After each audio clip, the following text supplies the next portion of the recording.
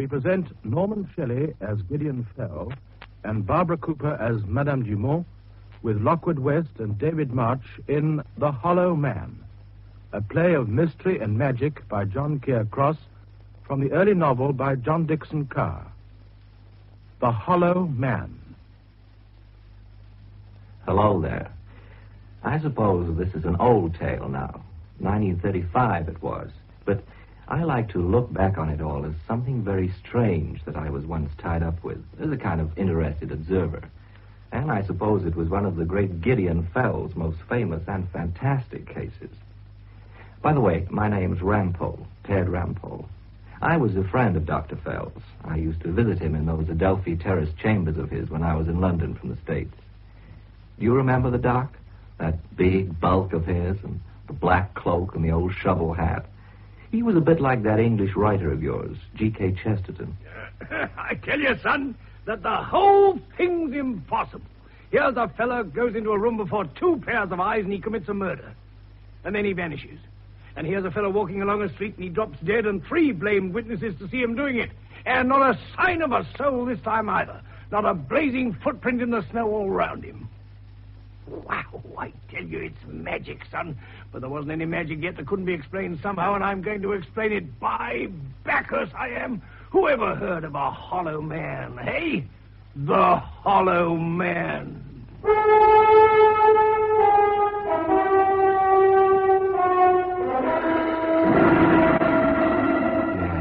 the Hollow Man. That was what we came to call that invisible murderer in that old winter of long ago. And the first of us to die from him was a queer kind of guy called Professor Grimaud. Now, you'll have to forgive me if I make quite a spiel at the start here, because to begin with, this is a sort of prologue to the story, 3 nights before the professor's actual death itself, and it needs a bit of explaining. He was a wealthy old bird, this Grimaud, pretty big and strong for all his age. He'd lived in England for about 30 years, and his academic subject was low magic, old legends and such. Vampires and werewolves, the works. About 5 or 6 nights a week, he and some of his cronies would meet in one of your old London pubs, the Warwick, just around the corner from Russell Square.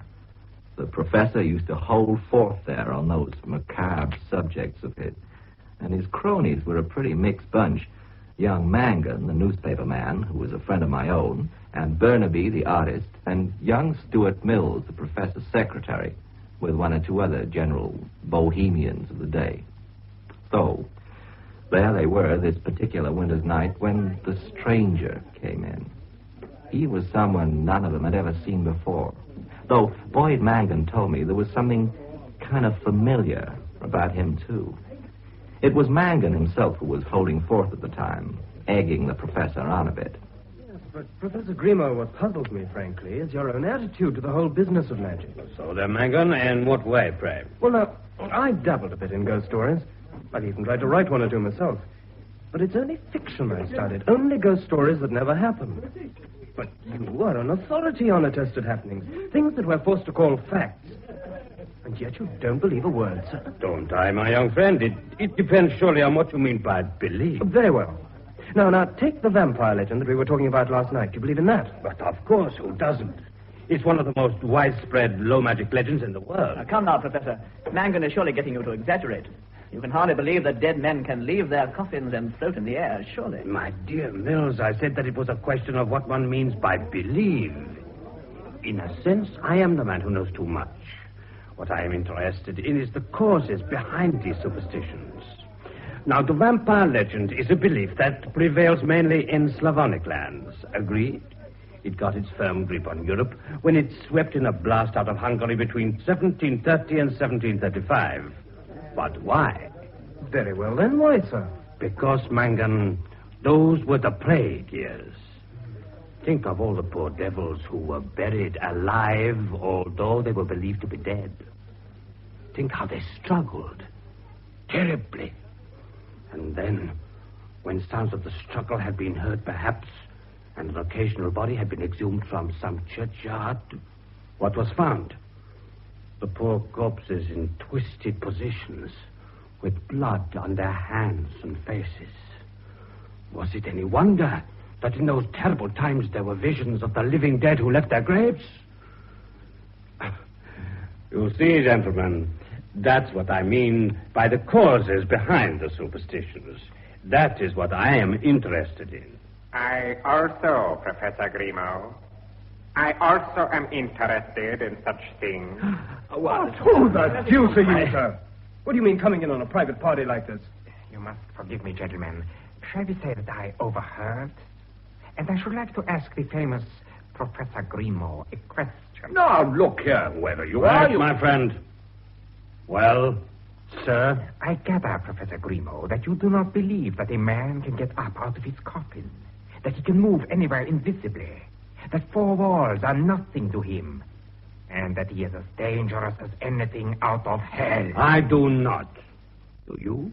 Oh, yes, for I have done it. Oh, now listen. But further, Mr. Grimaud, I have a brother, too, who can do still more than I can, and he is even more dangerous to you. To you, personally. I do not want your lifeblood, but he calls out for it. Confound it, Professor. This fellow's stark mad. Here, give me a hand to get him out, Burnaby. No, Mangan. Let him alone. Let him talk about his brother and his coffins. 3 coffins. All right, 3 coffins, as many as you like in heaven's name. Now, perhaps you will tell us who you are. Permit me to present my card, Professor Grimaud. And before I go, I have one last question for you. Someone is going to call on you one evening very soon. Would you rather I did, or shall I send my brother? Very well, then. Send your brother and be damned. Oh, no. It is you who will be damned.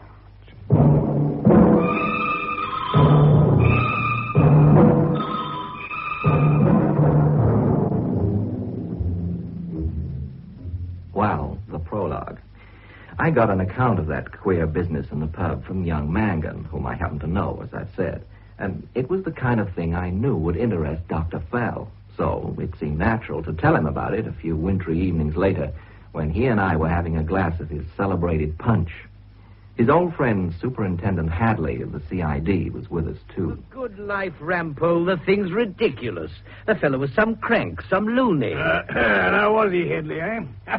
And even if he was, it might still make him dangerous, maybe even more dangerous. Rats, Fell. It's Bloomsbury all over. A bunch of so-called bohemians talking witchcraft in an old pub, led by somebody with a scary old womanish mind. Wait now, that's the point. He isn't. I know Professor Charles Grimaud quite well, as it happens, and I tell you, Hadley, that you don't realize just how queer all this is unless you do. What did this sudden visitor look like, young Ted? Well, that's the queer thing. Boyd Mangan said they'd hardly much idea, except that in some odd way there was this something familiar about him. It was pretty dark in that corner of the pub, and the fellow had his cap pulled right down and his coat collar up. Grimaud was the only one to see his face when he leaned forward to give him his card. And what did it say on this card? Mr. Nobody or Count Dracula, maybe? Oh, no, there was a name, all right. They all saw that. It said Pierre Flay, Illusionist. F-L-E-Y. It's a queer name. And the address was 2B Cagliostro Street. And then he'd scribbled, or care the Academy Theater. Confounded conjurer. Theatrical rubbish, the whole thing might have guessed. Well, anyway, Superintendent, it seems the young Mangan was pretty impressed for some reason. He's been making inquiries these past few days. Oh, by the way, Boyd Mangan's fallen rather hard for old Grimaud's daughter Rosette, so I suppose he's kind of interested. Well, go on, son. What did he find? Well, he went on the prowl around this Academy Theater place, broken down old music hall in the East End. Seems that this Pierre Flay guy is known among the stage staff as Looney Flay. One up to you, Mr. Hadley. Huh? Well, he don't know much about him at all. He hardly speaks to a soul, ducks out after every show. What's his line, Ted? Sort of super conjuring, with a specialty in vanishing tricks. And according to young Mangan again, he works without an assistant, and all his props together can go into a box about the size of a coffin. Oh, damn it, the fellow's got coffins on the brain. Apparently he has, Mr. Hadley. That's still another point. He's always talking about him. And once, some Irish acrobat who works in the theater, too, asked him why. He got a jump he didn't expect, I can tell you. How, son? Yeah, have another ladle of punch, Hadley. You need it from the look of you. Oh, thank you. Well, apparently Flay turned round with a queer kind of grin. And he said, 3 of us were once buried alive. Only one escaped. And when the Irishman said, and how did you escape? you know what Flay said? Well? He said, but I didn't. I was one of the other two. By Bacchus, this is the stuff, son. This is the real stuff. Now, look here, Phil. If you're starting off on any of your hocus Now, hang on, Hadley. Now, hang on, my lad. Ted, what happened in the pub when this super conjurer made his exit, eh? How did it end? Well, that's another funny thing. It seems they all try to make a joke of it, and old Grimo was as merry as the rest of them, but Mangan swears that secretly he was actually scared green. And what then, son? Well, the old boy phoned Boyd Mangan yesterday and said, I want you to be at the house on Saturday evening. Somebody threatens to pay me a visit. That's tonight. Exactly. Anything else? Anything else, Ed? Well, Mangan advised the professor to warn the police if he thought there was any real threat, but Grimo wouldn't hear of it. He said, well, you'll hardly believe it, Dr. Fell. Son, I believe anything I do. What did Charlie Grimo say? He said that he had a better way of defending himself from the police. He was going to buy a painting. Oh, what? A painting to hang on the wall of his study. And I'm not joking, Superintendent. He did buy it. Kind of landscape.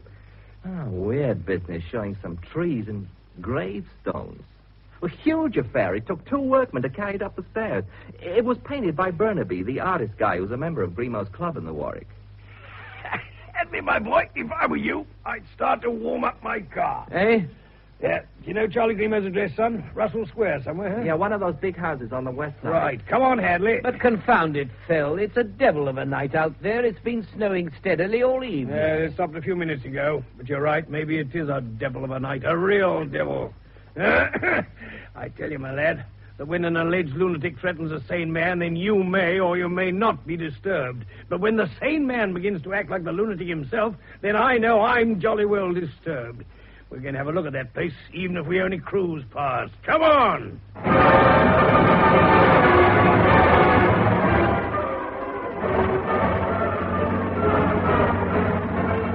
But the Hollow Man had been, and he'd gone again before we ever reached that old house in the square.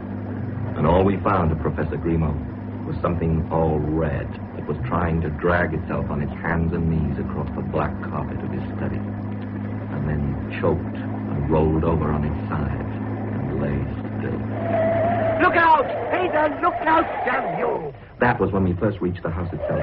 We were just cruising past, as Fell had suggested, and suddenly a blind was torn aside on one of the ground floor windows, and the window flew open, and somebody leapt out right over the spiked area rails, slipped over the pavement in the snow, and as near as damn it was under the car wheels before Hadley braked and jumped out to collar him.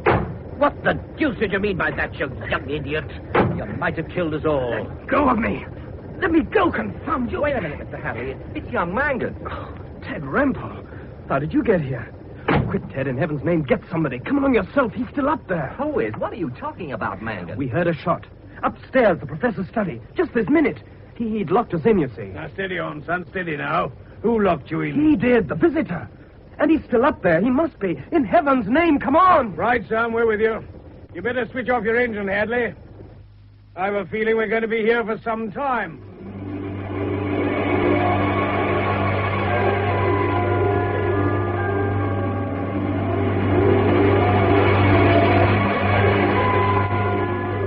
And that was when we did find Grimo in that upstairs room of his, alone. And just before he did roll over, he tried to say something. All 3 of us, Dr. Fell and Hadley and I, all of us heard him. And yet, later on, we all had different versions of what we heard. And that was one of the biggest mysteries of the lot. Now, just here, at this part of it all, you'll have to forgive me if I say another sizable little piece, but it's kind of important to put you in the picture. And I mean the picture. This study of the professor's was on the right-hand side at the top of the central stairway in the house. There was a kind of hallway facing the door of it, and at the opposite side of that, there was another room, a workroom for Grimo's secretary. When we got out to the study, there were 2 people facing the locked door of it. I'll come back to them in a minute. They're important. Now, I said the study door was locked, and so it was, on the inside. We didn't get in to find the dying man until I'd run downstairs again for a pair of pliers from Hadley's toolbox in the car, and he manipulated the key on the inner side through the keyhole in some kind of professional way of his own. Right then, that's the first general outline. We didn't get the full story until the superintendent had arranged for an ambulance to get the unconscious Grimaud to a nearby nursing home and then phoned for some of his men. After that, we really got down to it in that fatal little room itself. And, Lord, it was a mess. It was impossible, the whole thing, from start to finish. The only one who seemed to enjoy himself was old Doc Fell. It was Gideon Fell's big day, I reckon. Or his big night, rather.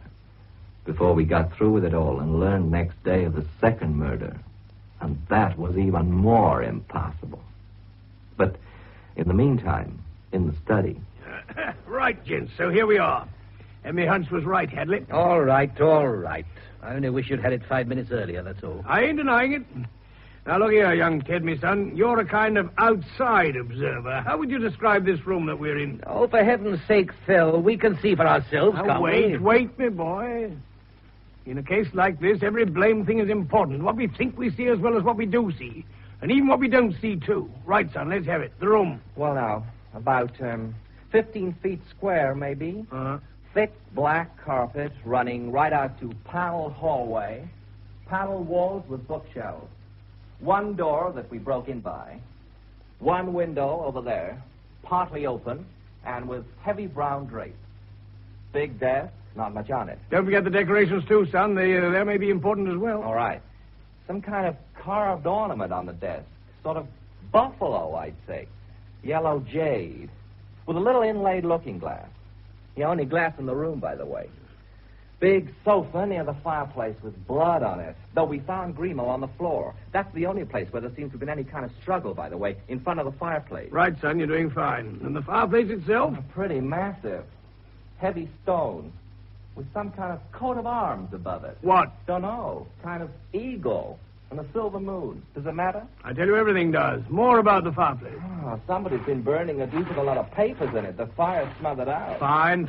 And now the famous painting that Grimaud bought to defend himself. Wheel it out, Hadley, so we can have a better look. Confound it, Phil. What do you think you're driving Never at? you mind. Just prop it up, my lad. See how space has been cleared to hang it, Ted? Yeah. And then nobody's got round to doing it yet. Well, what do you make of it, son? Pretty big to begin with. About 7 feet by 4. And a pretty solid frame. And the subject itself? Hardly very pleasant, I'd say. Kind of bleak and eerie. Kind of country that you'd hardly imagine that it even existed somehow. Ha! Confound you, Phil. What do you mean, ha? Ah, just what I say, my boy. Ha! And those 3 gravestones in the foreground, Ted. What do you say about them? Well, you kind of get the impression that they're, kind of toppling. And if you get it in a certain light... Well, then, well, you could almost swear that the graves are, beginning to heave and crack across almost. Or at least one is. Good boy. I can put it back against the wall, Hadley. Oh, thank you, I'm sure. So much for what we can see, then. Now for what we can't see. And to begin with, where's the gun that Grimaud was shot with? I was beginning to wonder when you'd get round to that. Ordinary routine police work is a bit beneath you, I suppose. Judging by the wound in Grimaud's chest, what we're looking for, my sons, is a high-caliber revolver with something like a .38 bullet. We'll know definitely when they dig it out round in the nursing home. Now, a gun like that's a fair size, so where is it, hey? Up the chimney? Aha, I've already had a look up that chimney. The flues are pretty widened, I'll admit that. But it's so shallow you can hardly get your flat hand in, let alone a fat revolver. Oh. By the way, that rules out the chimney as a way of escape for the murderer, too, if you were thinking about it. Secret panel, man. Oh, come off it, son. This is a real murder story we're in. Is it, Phil? Is it, though? All that talk, jabbering away while I was getting the ambulance, folks saying that they'd seen a man actually walking in here, and old Grimaud talking to him. So where the deuce is he, then? Where's any sign of him? All over the place. Ah, hocus. I'm beginning to think it was suicide after all. Now, you just come off it too, my boy. You know better well it wasn't suicide. There were no powder marks round the wound. Judging from the look of it again, I'd say the shot was fired from a good 10 feet. And another thing, what about Grimaud's last words when we found him, eh? Well, maybe not agreed on all of them, but the one thing I'll swear to myself is that he did say not suicide. All right, have it your own way. I suppose I did hear that, too. Yeah, so did I. Though the rest of what he said was pretty queer, I must say. Now, hold on, son. I'm just coming around to what Grimaud said. No, I'm scuppered if you are, Phil. I've had enough of this. I'm going back to good old sane police routine, I am. My men will be here any minute, and I can't see Sergeant Betts falling for any vanishing murderer buffoonery. Meantime, I've got the constable in from the beat, seeing that nobody leaves the house. I'm going to question everybody in the confounded place. And I'm going to begin with Grimaud's secretary. He's been waiting outside there all this time. Wheel him in, my lad. Sit down, Ted. Make yourself at home, son. You'll like this. Okay. Will you come in, sir? Thank you. I've been waiting. I'm sorry to have kept you. You're Professor Grimaud's secretary, I believe. I am. And your name? Mills. Stuart Mills. Now, Mr. Mills, how many people live in this house? Besides Dr. Grimaud and myself, 4. Rosette Grimaud, his daughter, Madame Ernestine Dumont, the professor's housekeeper, an elderly friend of Dr. Grimaud's called Draymond, and Annie, the general maid. Thank you. Now, about what happened here tonight. Where exactly were you yourself at the time of the accident? I was in my workroom across the hallway out there, sitting at my desk. For any special reason? Yes, the professor himself had asked me to do so. Indeed. May I ask why? He told me earlier this evening that he was expecting a visitor. At about 9:30, he said. He asked me to sit in my workroom with the door open so that I could watch this door in case... Well, in case? He was not specific. I gathered that he felt there might be trouble from this visitor and that he might need help, perhaps. You know about the threat to Professor Grimaud at the Warwick Tavern on Wednesday night? I was there myself. I often attended the professor's meetings with his friends. Did you think that Pierre Flay, the illusionist, might be this expected visitor tonight? Perhaps. Very well. Continue. What happened? After dinner, the professor came up here to work. For my own part, at about 9:25, I took up my position in the room opposite, as instructed. As I was coming up the stairs, I met Madame Dumont. The housekeeper? That is so. She had just come out of this door with the professor's finished coffee tray. She went downstairs, and I entered my workroom. Leaving your door open? Of course, I have been told to. And what did you see? At about 9:45, I heard the front doorbell ring. A few minutes later, Madame Dumont remounted the stairs. She was holding one of those trays on which it is customary to carry visiting cards. She was about to knock on the professor's door when I suddenly saw that there was a very tall man in a long black overcoat walking up the staircase behind her. As she turned to the door, Madame Dumont saw him too. She spoke rather agitatedly. I cannot tell you the exact words, but the purport was to ask why the visitor had not waited downstairs, as she had apparently asked him. The tall man made no reply. He walked to the door and took off his cap, which he placed in his overcoat pocket. I think that he laughed. Madame Dumont seemed rather frightened. She pushed open the study door for him and then shrank back against the side wall. Professor Grimaud appeared on the threshold from within in some evident annoyance. I heard his exact words. They were, "What the devil is all this row about?" Then he stood stock still, looking up at the tall man facing him. And his exact words again were, "In heaven's name, who are you?" Thank you, Mr. Mills. You're an excellent witness. Now, did you get a really good look at this tall man? Now, think carefully. It's vitally important. I think so. A fairly good look, just as he mounted the last step and crossed the hallway to the professor's door. Did you see his face? No. Why not? From the angle of your workroom, I should have thought it was inevitable. I did not see his face, sir, because he was wearing over it a child's false face. What? A species of mask in papier-mâché. I have an impression that it was rather long and of a pinkish color, and it had a wide-open mouth. By Bacchus, and he didn't take it off, son? So far as my observation went, sir, he did not. I think I'm safe in asserting that he You did. are, Mr. Mills, quite safe. It was a false face, and unfortunately he did not remove it. What the deuce? Hang on now, Hadley, my boy. Madame Dumont, I believe. That is correct, sir. I am Ernestine Dumont, and I have come up to help you find the man who shot Charles Grimaud. Oh, confound it, ma'am. You were in custody downstairs. Charles Grimaud is lying insensible in a friendless nursing home. It is my wish to go to him. Your constable would not permit me. He said that you would wish to question me first.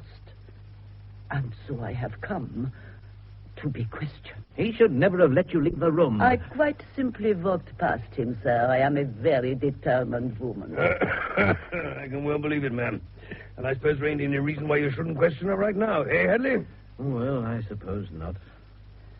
Madame Dumont, I gather that you heard some of what Mr. Mills was saying. Almost all from the hallway there.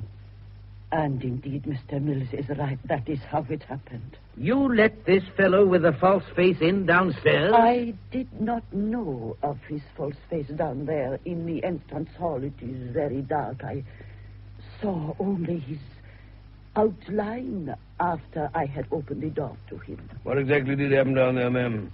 This man handed me a visiting card and said that Charles was expecting him. I asked him to wait in the hall while I came up to inquire. Did you look at the card? I did, sir. As I mounted, it was blank. Blank? On both sides. Good life, what next? And yet you still came on? Charles Grimaud was a man of some eccentricity, sir. This visitor had said he was expected. I thought that Charles would know what the card meant. And then you realized that the fellow hadn't waited in the hall at all. Hey, he'd come up the stairs after you. It is, as Mr. Mills has said, it was then that I saw the mask and was frightened. But you still opened the study door for him. Precisely. Because I was frightened. Because I knew that Charles Grimaud was a very brave and strong man and that he could deal with this intruder better than I. And after Professor Grimaud asked Falseface who he was, what then? You, Mills. I got the impression that the professor jumped forward, as if to intercept the man. But he was too quick. I mean, the man was. He pushed forward inside, and the door slammed behind him. And I heard the key turning in the lock. I also. And you mean to say that neither of you did anything? You just stood there? You did not know our employer, sir. Madame Dumont stayed listening at the door for a moment. Then she shook the handle, still rather agitated, you'll understand. And the professor called out from inside, "Go away, you fool. I can handle this." Did he seem afraid or anything of the sort? On the contrary. I should have said that in a sense he sounded, well, relieved. Ha! Now, Phil, leave this to me. And you both obeyed him? I said you did not know our employer, sir. We were accustomed to obey him. For my part, I made to go downstairs again, but I was much upset and stayed waiting a little way down the first flight, lest I should be needed after all. And you could still see the study door from there? Yes. And no one came out of it again? No one. You too, Mills? I swear it. And then the sound of the shot? After about 10 minutes, maybe longer. I rushed across, but the door was still locked. And then you suddenly came on the scene within seconds. And you, Madame Dumont? When the shot came, I fear that I felt faint for a moment, sir. I knew that something dreadful had occurred. I was just recovered when you passed me at the stair top. Yes, I remember. And I didn't know who you were, of course. Confound it, Fell. The whole thing's idiocy. Yeah. 2 witnesses outside to confirm each other and 2 men inside, and yet when we got in, there was only 1 man. I'm back where I began, and the only blazing answer is the window. Excuse me, Superintendent. I've already thought of that, naturally. I looked out and along from one of the corridor windows in the same wall a moment ago. If you look at that window now, you will see what I mean. Snow. Blasted snow all over the sill, and not a mark on it. And 50 unbroken feet to the ground, sir. And not a mark on the snow down there either. The roof, then. That's it. He swung down from the roof somehow, and then up again. And still left no trace on the sill, eh? And besides, sir, pardon me again, there are no marks on the roof snow either. How the deuce do you know? Again, because I looked a few moments ago while I was waiting for your questioning. A small stairway to a skylight rises up from my workroom. I raised the skylight and looked out. You didn't spoil any possible traces? There were none to spoil, sir, even if I had cared to venture on so slippery a sloping surface. The snow on the roof is quite unbroken also. Then he flew. Confound it, he flew through the air, Phil. The daring young man on the flying trapeze. Like the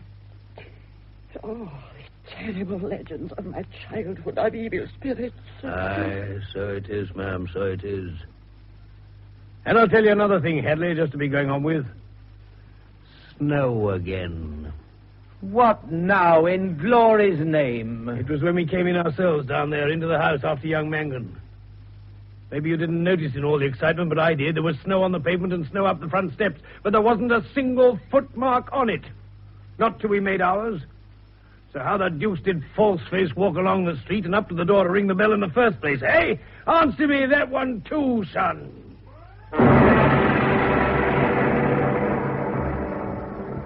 Okay, So there you have it, the main outline. Of course, there were all kinds of other bits and pieces, too, by the time we questioned the others in the house. Young Boyd Mangan, for instance, and old Grimaud's pretty daughter, Rosette. They'd been in the downstairs room at the front, you remember. And it seems that Falseface simply locked him in as he passed through the hall. That was why Mangan jumped out of the window for help in that spectacular way when he heard the shot. Then there was the queer old fellow Drayman, a Scotsman who lived with Grimaud. It seems the professor had taken him in out of charity or something. Nobody knew quite why, though there was a rumor that Drayman had saved the professor's life once. A sort of invalid, half-blind and a bit eccentric. It seems he'd been asleep in his room through the whole thing, and he wasn't much help at all. Needless to say, when Hadley's men arrived and searched the house, there weren't any secret passages or panels. I think Doc Fell would have thrown a fit if there had been. And there was still no gun. Just plainly and simply no traces of the Hollow Man at all. So, how was it done? And what lay behind it all? For instance, later on a bit, when Hadley had let Madame Dumont and Rosette go up to the nursing home where Grimaud was still unconscious. Now, looky here, my lads. There's more in all this than meets the eye. In mercy's name, Phil, there are times when I could cheerfully throttle you. By glory, I've a mind to get Pierre Flay to do it for me, too, and leave no trace before we hang him. Now, just wait now, Hadley. Let's take it in order, hey? But by the way, talking of poor Flay, have you sent out for him? Got one of my best men on it. He's down at the theatre now, with any luck. And then he's to go round to his lodgings in this, Cagliostro Street, whatever it is. Just round the corner, son. One of those hidden little alleyways you keep finding in London. Behind Guildford Street. Anyway, you've done the right thing, so now let's sit down and have a chat. Well, what about in heaven's name? We've covered everything. Well, not quite, my boy. There are two things. This Madame Dumont now, for instance. Well, what about her? Did it maybe strike you now that she was more than just a housekeeper to old Charlie Grimaud? Or at least had once been? Well, of course it did. It stuck out a mile. The whole way she talked about him. Matter of fact, I even got the impression that maybe Rosette was a daughter by him, Doctor. Right, son, I'd say so, too. And I think the girl maybe guesses it, even.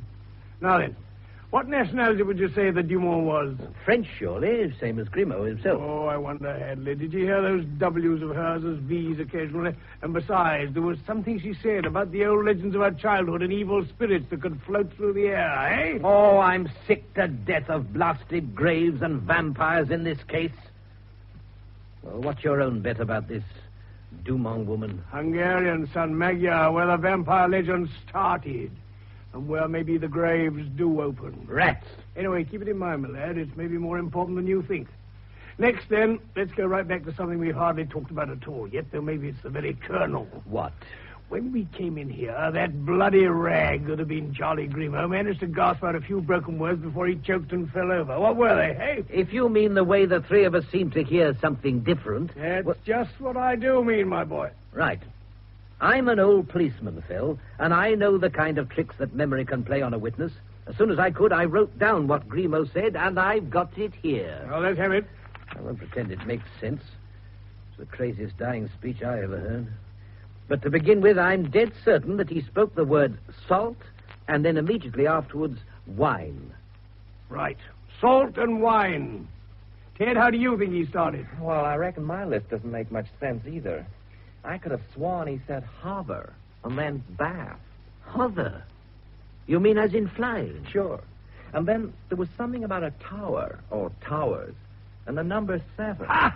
I'm even with you there myself, son. I heard that one, too, and it's the whole key. Oh, confound it, it's rubbish. Whoever talked about bath salts and forgetting bits of rope when they were dying? Now, wait a bit. Steady, Hadley. How do you mean bits of rope? Because that's the next phrase on my list. He distinctly said... forgot about rope. I'm in on that, too. Maybe meaning that his murderer didn't think he'd hang. He will, if there is a murderer at all. Before we're much older, I'm going to introduce him to you, my boy. Anything else in Charlie's final speech? The only bit with any sense to it. He said, not suicide. And then he finished up, don't blame poor... And then he keeled over before he could give the name. Yeah, I agree. That's my version as well. And mine. So there we are, gents. The only thing we stick on is this bath and wine stuff at the beginning, and the 7 towers. And yet it's as easy as pie when you know the truth. And do you, if I might ask? Oh, I think you might, son. And the answer's yes, with a bit of luck. Besides all the clues you've seen scattered around just as much as I have, would you mind calling up old Draymond again? Draymond? Grimaud's chum from the old days, would you, Hadley? Oh, I suppose I might as well if it'll help. Bets. Bets. Yes, sir. Stop fidgeting about, Ted. Sit down again. Okay, Superintendent? He'll be up in a minute. All right, Phil. What's it all about, eh? Hocus, as I dare say you'd call it. Guesswork and inspiration and all those blamed cues, clues staring us in the face. All the real magic, in short.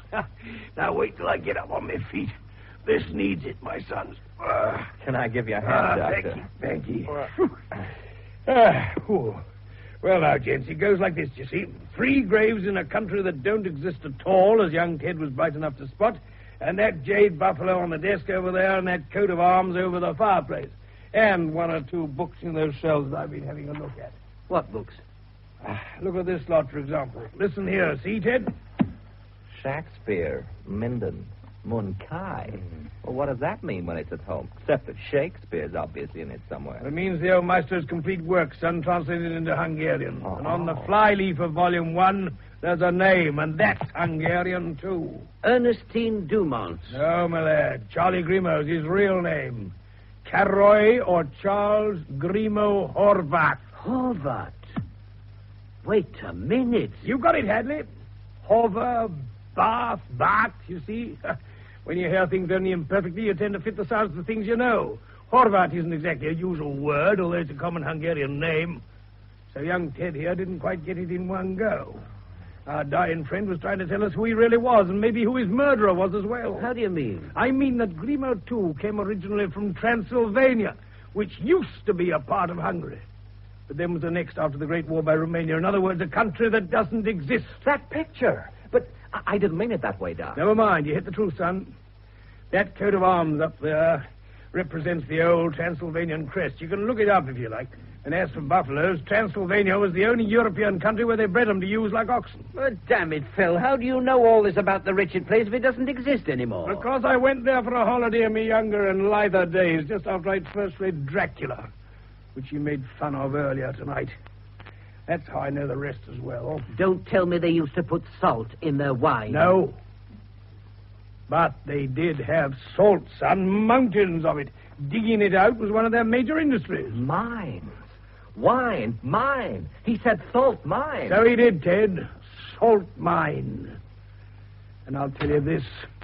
They used to use convicts in Transylvania to work those salt mines, same as they do now in Siberia, often dangerous ones. Big prison camps they had in the mountains. And the worst of those camps was called the... Excuse me, Superintendent. Mr. Draymond. Oh, thanks, Betts.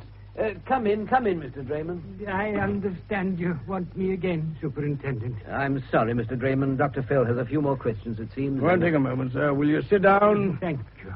I didn't disturb you, I hope. I was about to retire. I was playing with my toys for a few last moments to take my mind from this dreadful thing that has befallen poor Grimaud. Your toys, Mr. Draymond? Oh, yes, Superintendent.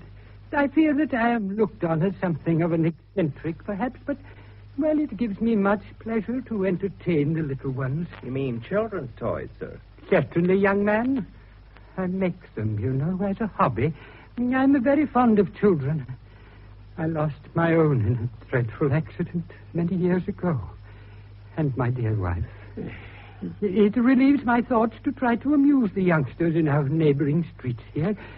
Simple little devices for their festivals, like Christmas or the 5th of November and the like. I have quite a little store of such trophies in my room.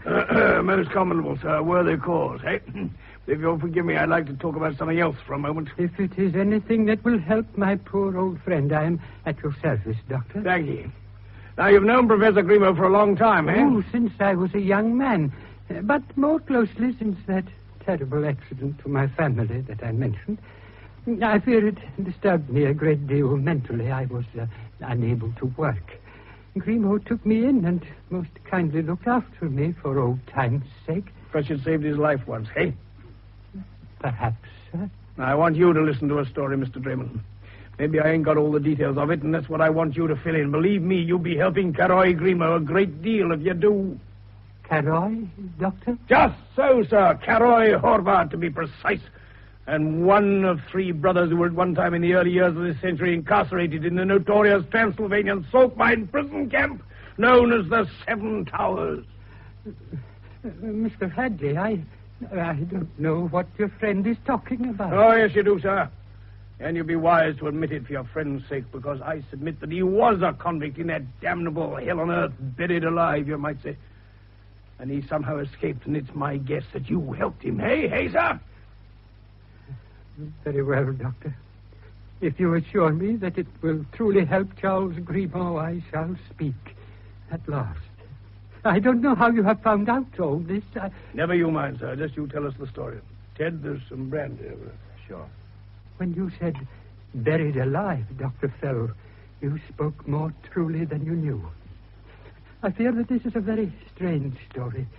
Quite fantastic and almost unbelievable, but it did happen.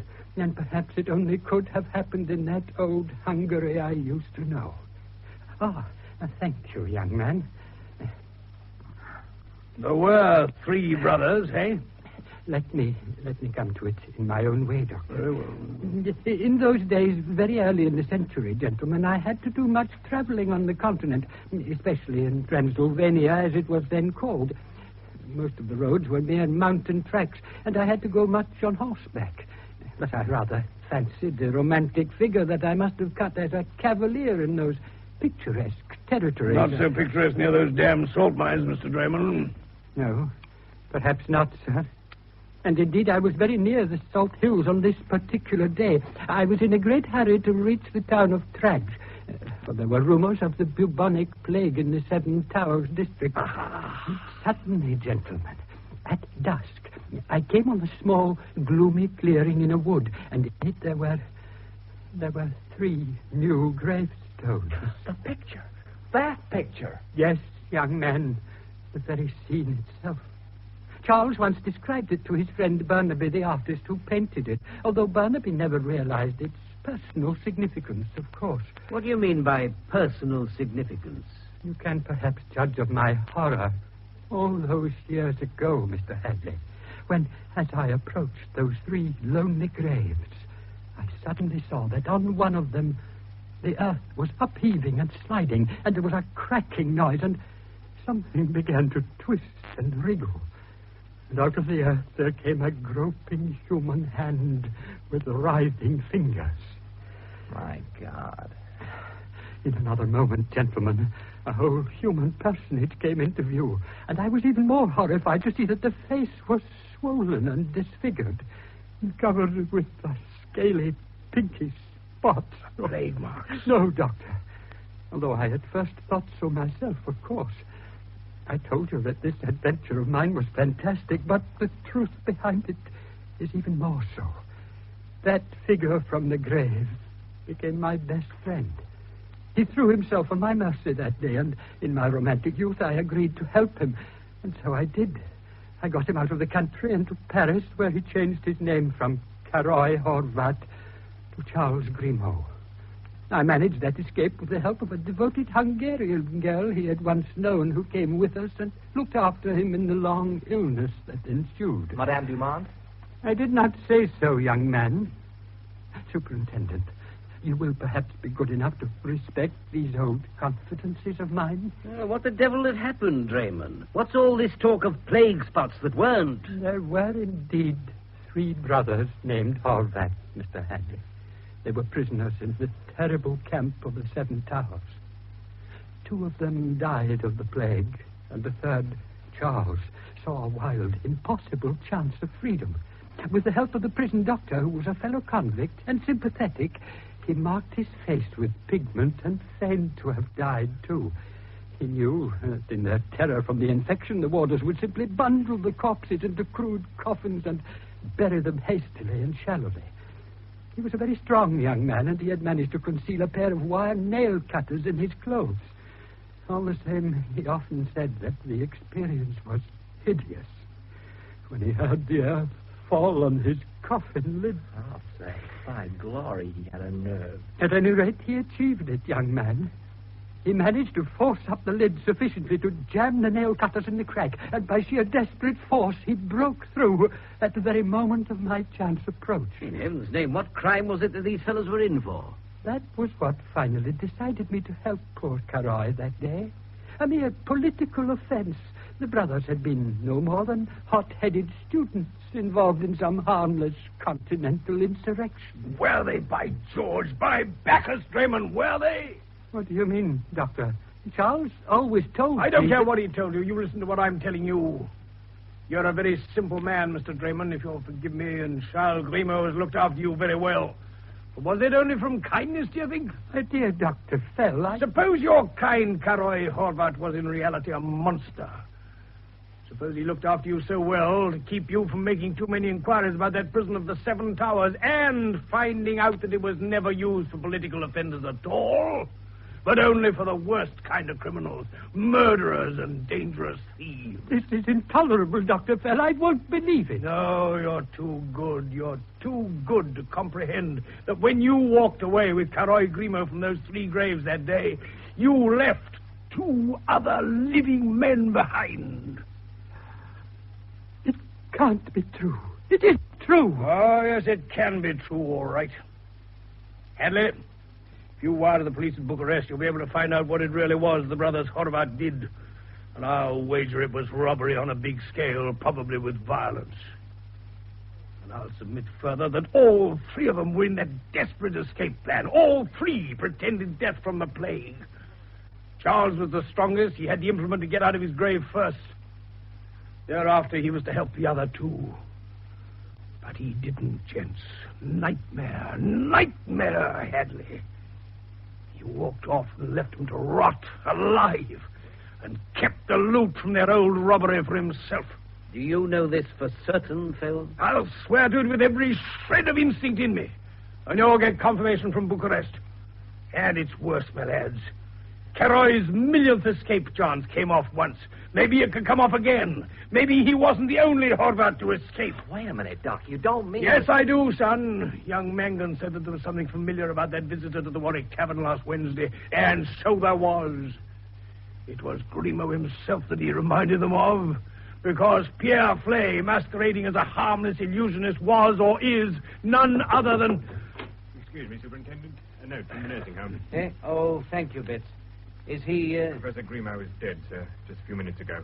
Oh. Did he say anything else before he did die? I believe it's in the doctor's note, sir. For heaven's sake, read it, Hadley. Just before the end, Professor Grimaud regained consciousness for a few seconds. He said quite clearly and distinctly, "It was my brother who did it. I never thought he would shoot. God knows how he got out of that room. 1 second he was there, and the next he wasn't. It was my brother." Is that all? That's all. Then he died. You were right, Doctor. The Hollow Man, he was Pierre Flay after all, out for revenge. Grimaud's brother. Was he, son? You won't forget, will you, that there was still another brother. And he might be anyone in this house or in that damned club at the Warwick Tavern. Oh, yes, gents. The Hollow Man might be anyone.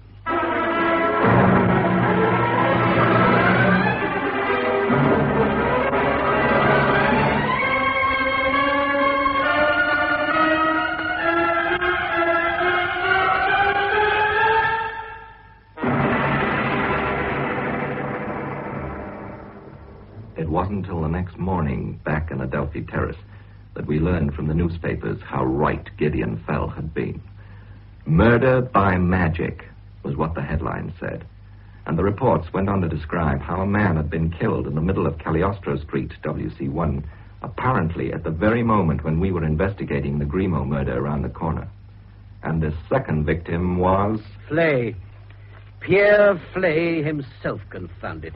Dead as a doornail, too. Yeah, so Ted and I have just been reading. Sit down and have some breakfast, my boy. No, thanks. I've had some. I've been up all night on the blasted thing, Fell. When did you hear about it? Just after you and young Rampole here left Russell Square. And you didn't tell the old man? Maybe I'd had enough of you. You and your hocus. All right. I'll take that back. Fact is, I got too tied up with routine work for one thing. I thought that at least one of us had better have a good night's rest. This new nonsense is even more impossible than the Grimo job itself. You better have some coffee at least. And let's hear all about it. Got a cup, Ted? Sure. Honestly, Phil, I'm losing my mind over this whole damnable thing. A locked room case is bad enough. But this is a locked room turned inside out. It's an open street case. Let's have it, I said, from the beginning. Forget we've read the papers. Sugar, Superintendent? Thanks, Rampole, too. Right, then. Last night, just after 10 o'clock, two men were walking along Cagliostro Street, a couple of harmless visitors to London from Birmingham. We've checked on them. They were on their way to visit a friend who lives at the end of Cagliostro. Now, wait a minute. If I remember, it's a cul-de-sac, ain't it? About 200 yards long, leads off Guildford Street, one of those little out-of-the-way London alleyways, as you said last night. There's a high blank wall right across the far end, and one or two shops on either side, and the rest are ordinary flat-roofed terrace houses. Right. So there are your two harmless Birmingham men walking along it. They were on the right-hand pavement, and one of them, a Mr. Blackwin, was turning round to check on the door numbers when he noticed a man walking along behind them. Pierre Flay? Nobody knew that till later. Anyway. Hang on, son. Why did this Blackwin particularly notice this chap walking along behind? Two reasons, he said. First, because he was walking right in the middle of the road and not on the pavement at all. And second, because he seemed a bit nervous and doddery. Doddery? Well, that's what Blackwin said. Anyway, they weren't the only witnesses. It so happened that one of our chaps, a constable on the beat, he was just crossing the entrance end of the street, and he noticed this figure walking in the middle of the road, too. How did everybody see so deuced well? Because, Phil, there was a lighted jeweller's shop window about a third of the way along, and Flay was just passing it. I wish you'd let me tell it my own way. Carry on, son. Well, the two Birmingham men went on, and suddenly, in that empty street, they heard a voice distinctly say... Another cup, Mr. Hadley? It's a... Oh, confound you, Rampole, no. Why the deuce don't you listen? Sorry.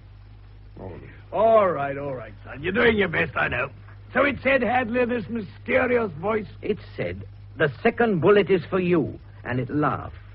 And there was the sound of a shot, and when Blackwin and his friend whirled round, the man behind them screamed and staggered and then fell. And the constable confirms this? As soon as he heard the shot, he ran into Cagliostro Street himself, and he was in time to see Flay collapse. Dead? Not quite.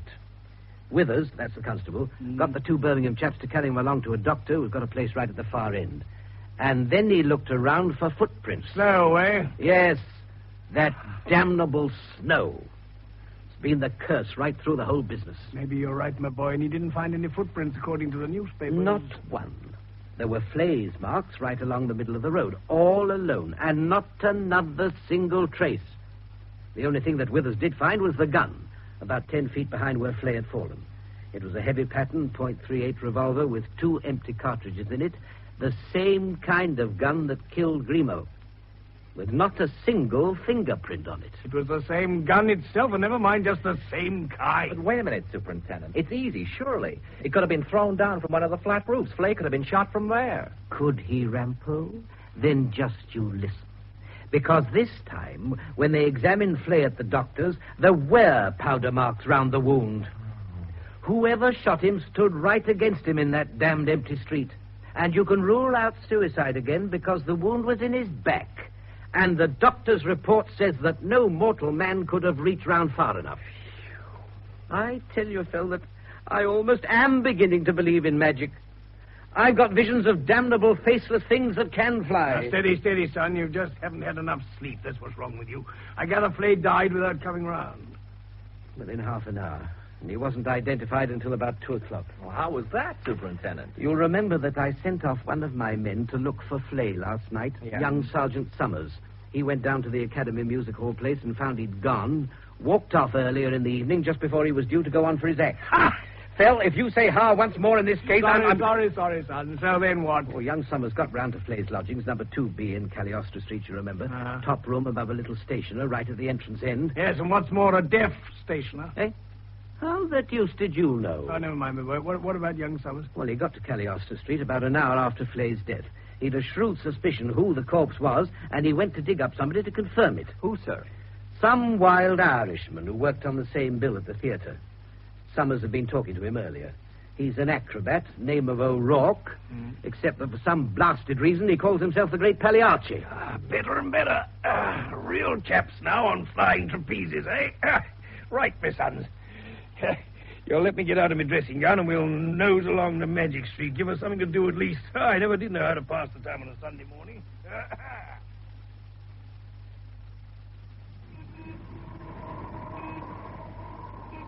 Well, there it is, Phil. There's the layout. Cagliostro Street. Oh, deuced cold street, too, even if there is a thaw. There's still enough snow left to see Flay's tracks over there. Of course, the place is a bit messed up from our chaps and the Birmingham men when they picked up the body, but we've kept the rest as clear as we could. And this is the doctor's house just behind us, huh? Flay's still in there, in fact. Didn't want to move him till we got everything cleared up. If we ever do. Quite right, son, and we will. Let's go over to the jeweller's. By the way, Hadley, did you wire to Bucharest about that old business of the Horvath brothers? Hours ago. Last night, in fact. Good. Should have word back today sometime. Looks as if you were right, Doc. Now that Flay's dead, too, it only could have been the third brother. All three must have escaped after all that day. I wonder who he is. O'Rourke. Hey? Now, look here, Hadley. In heaven's name, Phil. I didn't mean that. Huh? I meant over there, just coming in from Guildford Street with young Summers. The Irish acrobat from the music hall. I told Summers to bring him along again for more questions. I see, and yet maybe... Wait a minute, sir. I just thought of something. Oh, what now, in heaven's name? This empty house just here. Did you notice it, Doc? Now, listen, young Rampole. It was just about the first thing that we did notice. Yeah, and we've been over it with one of those blasted fine tooth combs that people in books keep talking about. But, Mr. Hadley, I mean, suppose the hollow man got into it last night, and if he had a long pole, maybe, and suppose he had the gun rigged up at the end of it somehow, and a long string. Son, to begin with, let's get into this shop opening. I'm juicy chilly. Ooh, and let me tell you something.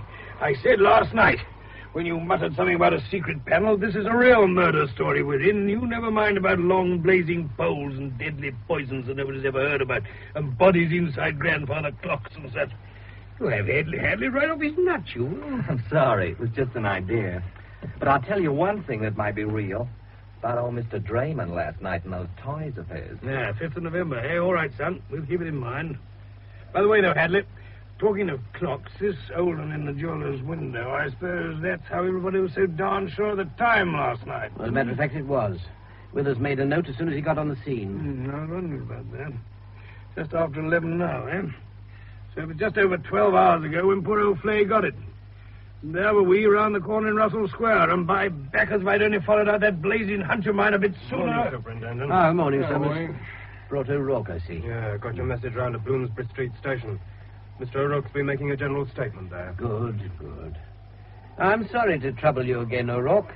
One or two more questions. Not at all. And the top of the morning to you, Mr. Superintendent, as we're supposed to say in Ireland. This is my colleague, Dr. Fell, and a friend, Mr. Rampole. Pleased to meet you, gents. Sure. Haven't I heard of you before, Dr. Fell? If it's that deuced old nursery rhyme... You'll be meaning, I do not like the Dr. Fell... A different fellow altogether, you'll understand. I wonder.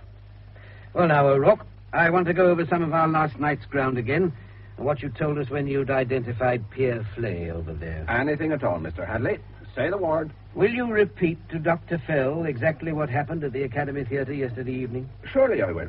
The reason why I cannot tell, but this is just what did befell. Hola! Thank you, son. Most entertaining. Ted, you remind me to go and see Mr. O'Rourke's side-splitting act one day. Oh, no. Don't get me wrong, Doc. No offense.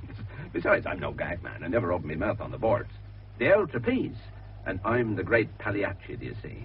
Of course, they don't want any Irishman with a shillelagh on the high wire. But by the time I've on me fine Italian whiskers, Doctor... The faces of all good illusion, Mr. O'Rourke. What the eye wants to see, it does see.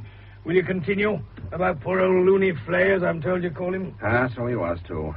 Played the same bill with him many a time and never could make him out. Kept pretty much to himself, eh? Hardly spoke to a soul, except when he had to.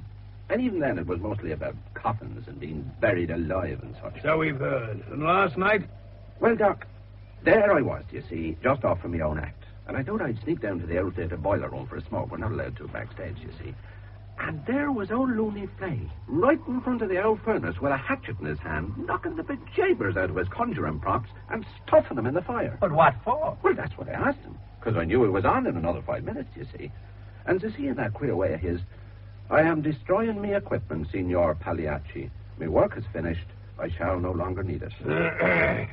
Anything else? Well, naturally, I tried to stop him. I thought he'd gone right off his rocker at last, but he burnt the lot all right. And then off he goes.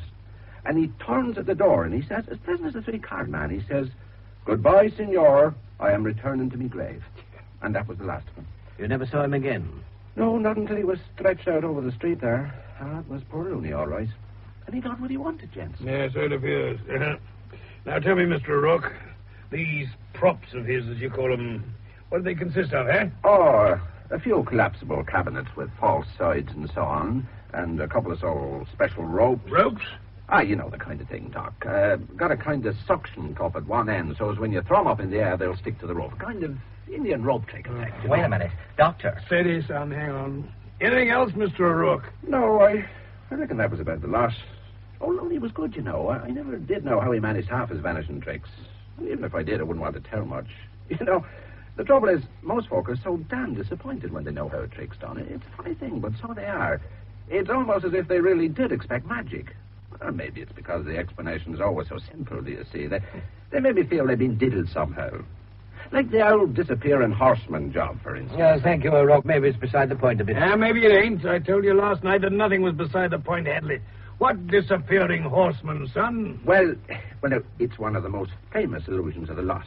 And you can work it in an open field. Ooh, no trapdoors, no wires, nothing. Mm-hmm. You see, out rides the old illusionist, all in a grand blue uniform and on a big white horse. Mm.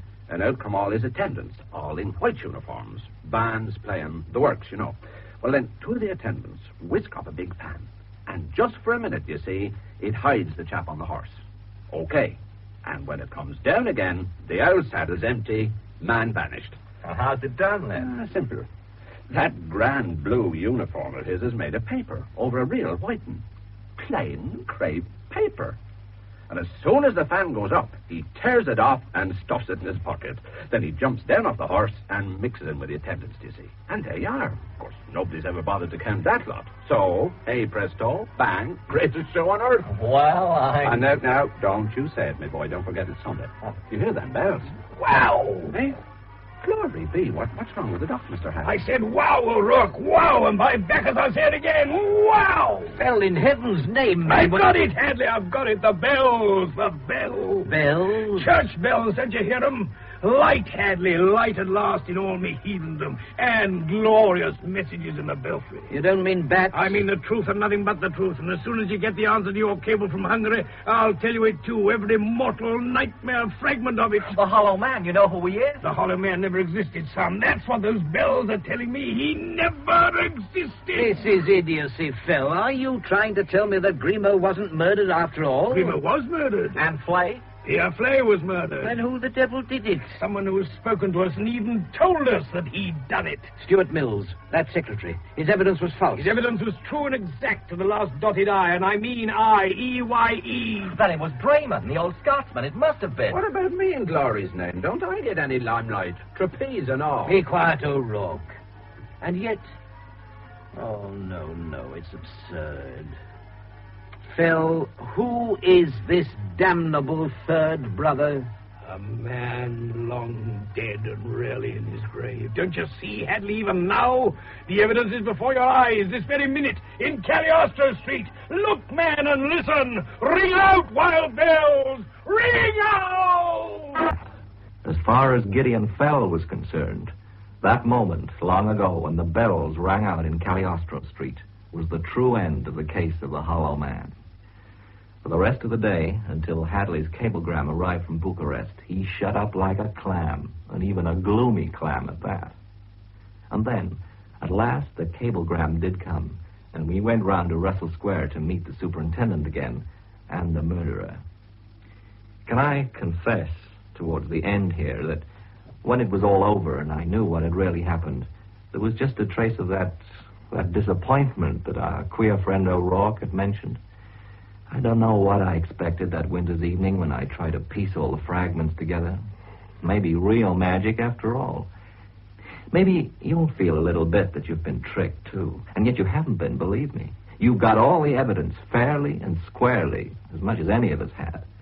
It's just inevitable, I suppose, in every locked room case. And don't forget that here, in a way, there were two. Anyway, we reached the house and climbed up to Grimaud's fatal study. And there he even lay before us in his open coffin, brought round from the nursing home. The last silent witness to the truth himself. And beside him, dressed in black, looking down with a face of unutterable grief. Madame Dumont? Why do you come here again, Dr. Fell? Why do you look at me with a face like that? Because, Madame, I believe it will do you good to confess. Fell, what are you saying, man? Wait, Hadley. Well, Madame? To confess, sir?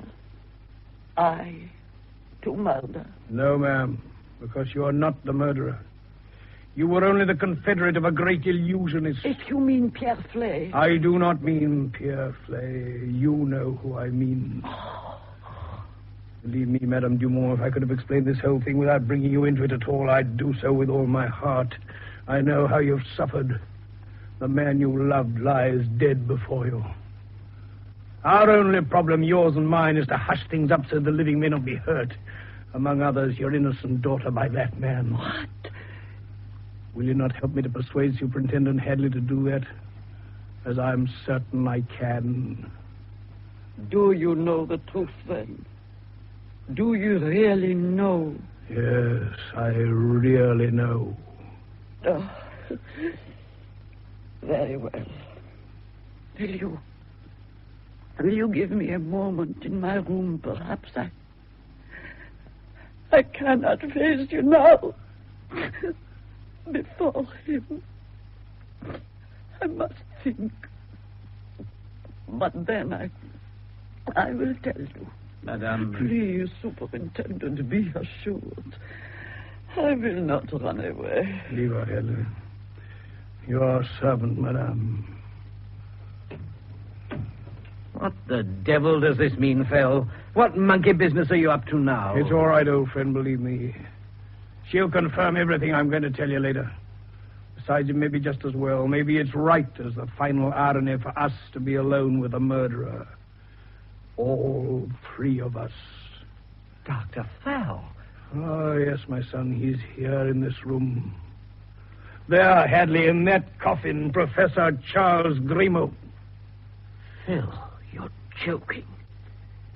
Are you trying to tell me that Grimaud killed Flay? Yes, son, I am. While he was lying at death's door in a nursing home, before witnesses, reputable doctors, that he got up and went into Cagliostro Street? Before that, my boy, and before Flay killed him. You're mad. Maybe I am sometimes.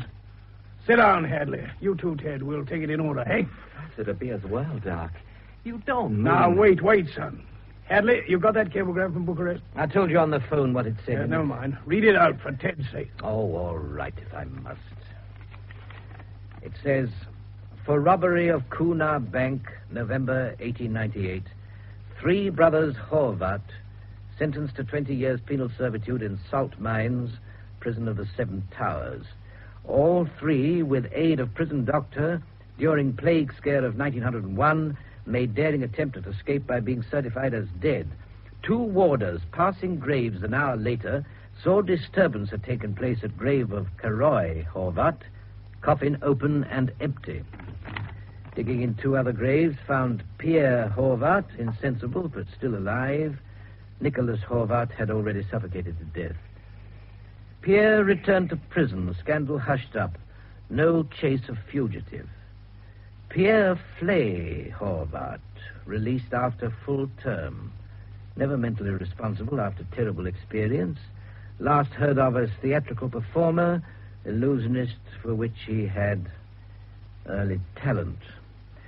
Proceeds of robbery never recovered, believed hidden. Signed, Tsuzar, Police Director, Bucharest. There.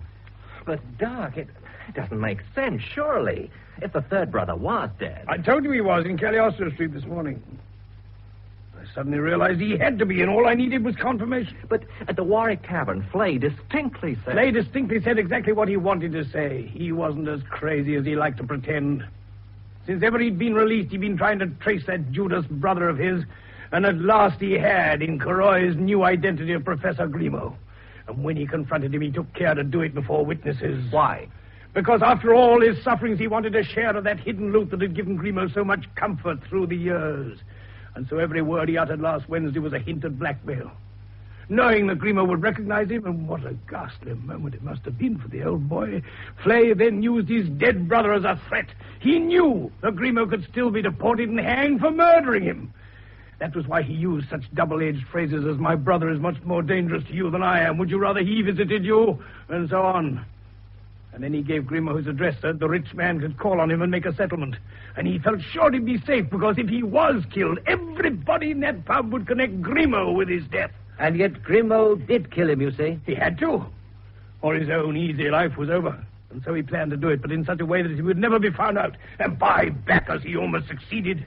Oh, well, tell us. Grimaud was a real expert on magic, and he determined on a grand illusion with the help of a single confederate. Dumont? Yes, his old boyhood sweetheart, who'd served him faithfully through all her life. Now, this was the effect he intended to create. A man was to be seen calling on him. This man was to be rather crudely disguised, as Flay might have disguised himself, having threatened Grimaud before witnesses. Anyway, having arrived at the house, the man goes into Grimaud's study here. A shot is heard. The door being burst open, Grimaud is found alone with a nasty-looking but superficial wound along his side. Out of the window hangs a rope, one of Flay's conjuring ropes, by means of which Flay is assumed to have escaped. Great-hearted, Grimaud says weakly, he thought he killed me and I pretended to fall dead, but I'm hardly hurt. Don't set the police on him, poor crazy devil, whoever he is. And then next morning, loony Flay is to be found dead in his lodgings, having shot himself through the heart. A remorseful suicide with the gun in his hand. Grimaud recovers and lives happily ever afterwards, et voila. But how did he propose to do all that? That means that famous picture over there, which he even said he'd bought to defend himself. However, I'll come back to that. The point is that everything went wrong with the golden plan. Obviously. Grimaud had written to his brother Flay to say that on reflection he would meet his blackmail demands, and he'd call on him in his lodgings about 9:30 on Saturday night to make a settlement. Flea gleefully gives up his job at the theatre and burns his properties, telling O'Rourke, quite truthfully, that he was going back to his grave, although he only meant that he was never going to reveal his true identity. Then he hurries to his room in Cagliostro Street. Above the deaf stationers? Yes, I guessed he must be deaf, by the way, or he'd have heard something of what happened. Grimaud must have checked on that, too. He, meantime, Grimaud, had left his house in Russell Square carrying a heavy revolver loaded with 2 bullets. Why did nobody see him? A, he quite simply left by the basement. B, he had instructed Mills, his secretary, to take up his position across the hall out there at 9:30. Now, just at that time, Madame Dumont was to be seen coming from the study with Grimaud's empty coffee tray, giving the impression that he was still inside. Right then, to continue. Grimaud reaches Cagliostro Street. He doesn't risk being seen going into Flay's lodgings. Instead... That empty house. You got it, son. He goes in there by the back way, up to the top, and approaches his brother's room, also at the top, you'll remember, across those flat roofs we all noticed. He enters, and Flay is waiting for him. He makes a fine, soft speech. I'm sorry, my brother, I have acted abominably. Of course, you shall have a share of our old loot. And then he whips out his gun and lets Flay have it. Now, this is where things went wrong. What Grimaud meant to do next was to turn the gun on himself and wound himself superficially in the side. He was going to patch up that wound with some sticking plaster that he had ready, and then press the gun into Flay's hand to make his death look like suicide. Then he was going to get back home, by way of the roof and the empty house again, to work his great illusion of Flay visiting him. In short, his perfect alibi. Which you haven't told us about yet. I said I was coming to it. We're still in Cagliostro Street. And what really happened there was, I think, that Flay was subconsciously on his guard. When Grimaud raised the revolver, Flay turned to run. And instead of shooting him in the heart, Grimaud shot him in the back, but still near enough to show powder burns. And then Grimaud panicked. It's the only explanation. Maybe Flay had screamed out. Maybe Grimaud thought he heard sounds of pursuit. At any rate, he lost his nerve. He threw down the gun, hoping that he could still somehow establish an alibi back at home and that Flay's death would be attributed to somebody unknown. He turned and ran. And he even forgot to take one of the ropes Flay kept in his lodgings that was to have been part of his plan. He told us so in his dying speech. The only part of it we didn't explain before. I realized that this morning when O'Rourke mentioned ropes. Forgot about rope, Grimo said. Well, go on. What next? Grimo ran. And back in his room, Pierre Flay suddenly staggered to his feet. What? Oh, yes. Oh, yes. He was fatally wounded, but not immediately fatally. He picked up the gun for evidence and stumbled downstairs and into the street. He had only one thought: to get to the doctor's, which was at the far end of Cagliostro Street, you remember, and he walked nervously in the middle of the road because he was afraid that his murderer might still be near at hand and see him. And that is precisely what happened, my sons. His murderer did see him. How do you mean, in heaven's name? Remember Grimo running across the roofs to the empty house? By this time his panic was leaving him. Perhaps he had only imagined the sounds of pursuit. To make sure, he hesitated and opened the front door of the empty house to look out. And there, staggering towards him, was the man he had shot. It was what he meant in his last speech, you remember? God knows how he got out of that room. I.e., the room in Cagliostro Street, not this room at all. Well, I'm darned. Flay saw Grimo at the self-same moment. For the last time, those two doomed brothers confronted. It was Flay's own voice that your witnesses heard, Hadley, as he cried out, "The second bullet is for you!" He fired at Grimo. The fatal effort was too much. He threw the gun away behind him, and the snow washed it clean of fingerprints, and Flay fell down and lost consciousness, later to die. And that, my sons, is the answer to the murder by magic in Cagliostro Street. And if you expect any applause from me, you won't get it. Not till you tell us what happened back here. The Hollow Man. I'm coming to it right now, son. That bullet of Flay's got Grimo in the chest. He staggered back into the empty house and so wasn't seen by your witnesses, incidentally. At first, he thought he was done for. Then he realized that the wound maybe wasn't so bad after all. In fact, by a miracle, everything was actually playing into his hands. He was back when he meant to start. He could even pull it off yet. His grand illusion. He must have had a nerve of iron. He did, son. Don't forget that it was the same man who burst out of that grave 35 years ago. Yeah. So he got out with his plaster and he bound up that wound in his chest. Then out through the back way again and round to Russell Square. Going in through the basement again. Hence no footsteps on the front steps. Correct, my boy. Madame Dumont, his confederate, was waiting for him inside. He hastily explained what had happened and told her that they could still go on with their plan. And she helped him to dress. To dress? Yes, in the costume that they had already, including the child's false face from poor old Daddy Draymond's toy store. By the way, I'm certain that was what he was going to say at the end of his speech last night. Don't blame poor Draymond, lest any of us jump to the source of the false face. So he was the mysterious visitor himself. Yes, he'd arranged his witnesses in the hall, lest for any reason they should interfere. He locked in young Mangan and his daughter Rosette. And then he opened the front door and rang the bell from inside, and then followed Ernestine Dumont upstairs. Her surprise was a fake? Of course it was. Anyway, there was Mills in his position as witness, and inside this room, Grimo's main prop, as O'Rourke would say, was ready for the great illusion itself. What prop? Last night, Hadley, when I asked you to show Ted and me that colossal picture there, you swung it round with ease.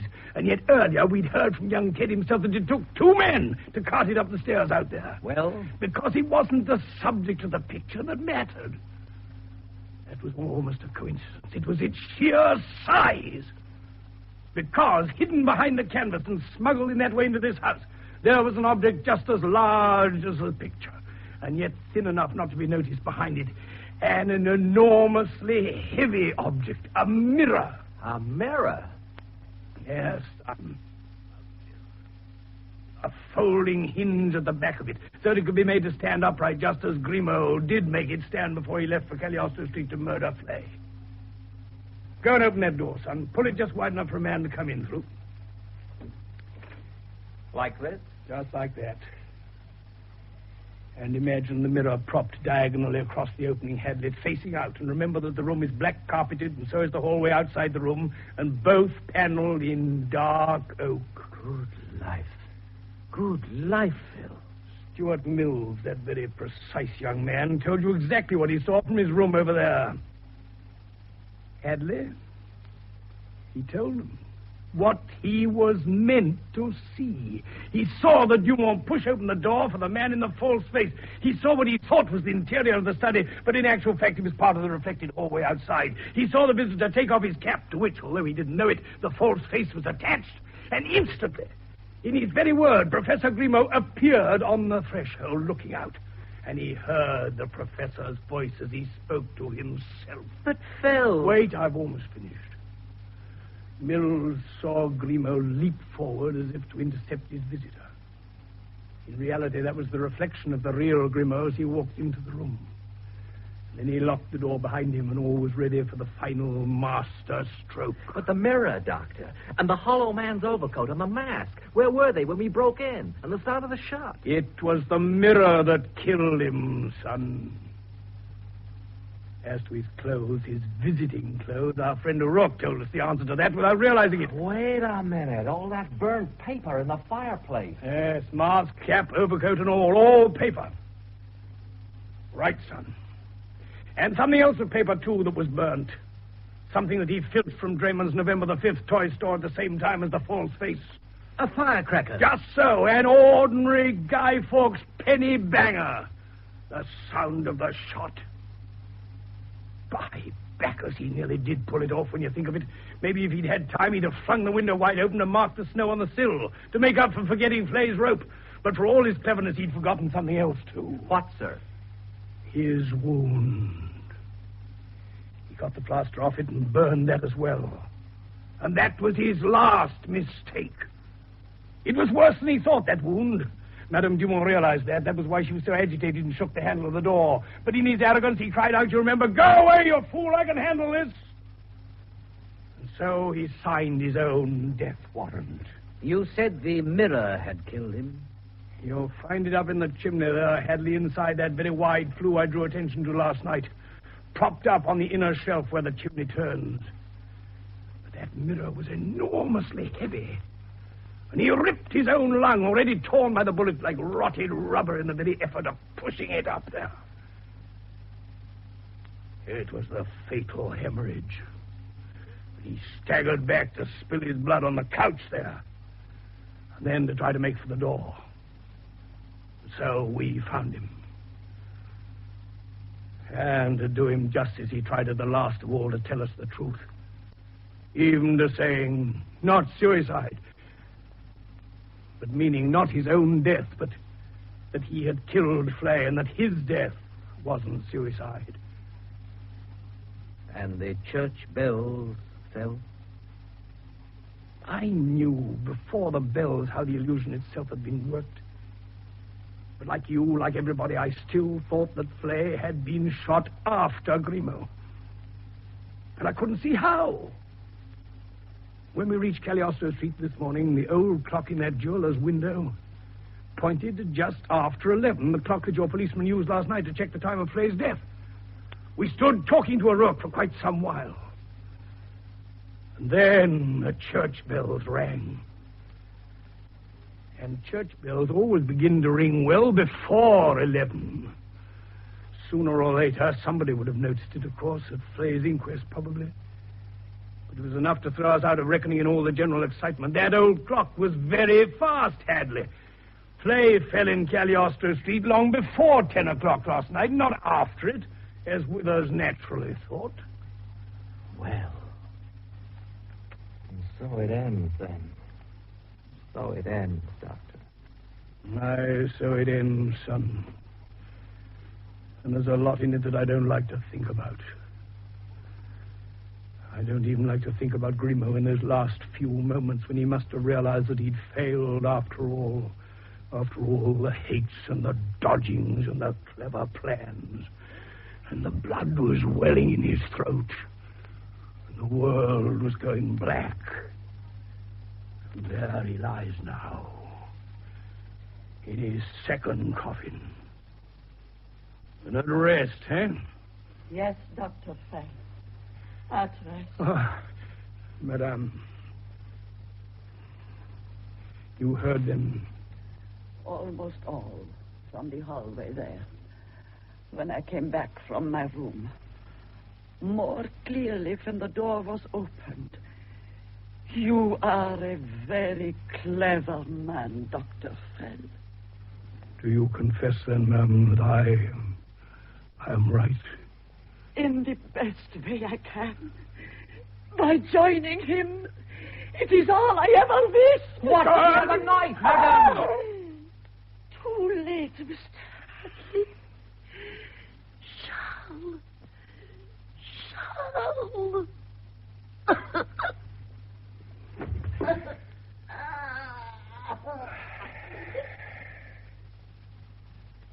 God forgive me, Hadley. God forgive me. I have committed another crime. I have guessed the truth again.